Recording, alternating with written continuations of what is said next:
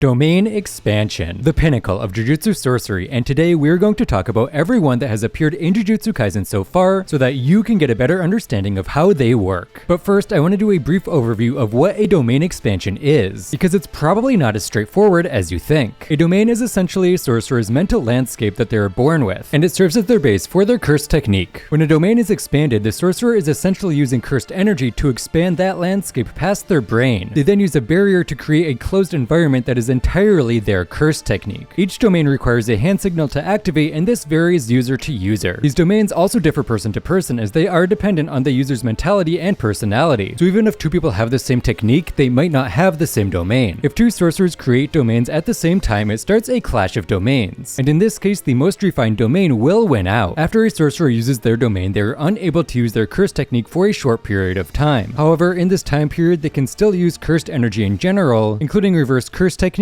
and anti-domain techniques such as simple domain or falling blossom of emotion. In general, there are two types of domains, lethal and non-lethal. Lethal are probably what you think of when you think of a domain expansion. They give the user enhanced combat abilities by amplifying their curse technique and guaranteeing that any curse techniques used in the domain will hit. This is often considered the sure hit effect or can't miss effect. Non-lethal domains are generally more unique. By making a domain non-lethal, it becomes easier to construct, trading power for utility, as everyone within the domain must follow a set of rules that is embedded in the curse technique. There is a third, less prevalent version of domains, and that is barrierless domains. Only a couple of characters in the show are capable of summoning barrierless domains. In both cases, they are lethal domains that retain the sure hit effect despite not having an outer wall. At this point in time, we don't know a lot about these domains, but they are generally considered even more powerful than domains with a barrier. It's worth noting that if a barrierless technique and a barrier technique are created at the same time, they can coexist, but only if the domains are equally refined. With all that out of the way, we can finally get into the actual domains. We will be going in the order that domains are introduced, with the exception of Sukuna, as his domain is introduced in the very first episode, but it's not explained until much later on. So let's get started with Jogo's domain, Coffin of the Iron Mountain. Coffin of the Iron Mountain is a lethal domain. It encloses the user and the target in the interior of a volcano, with magma spouting out of the floor. The heat in this domain on its own is enough to kill the average Jujutsu sorcerer. In this domain, Jogo has the ability to control all the rocks and magma as well, which allows him to create his sure hit effect. The name comes from the legend of the 9 mountains and 8 seas from ancient Indian cosmology. The legend speaks of Mount Sumeru, which is surrounded by 8 rings of golden mountains. The 9th mountain is made out of iron, and it sits at the edge of the world. Our next domain is Infinite Void, and it is the domain belonging to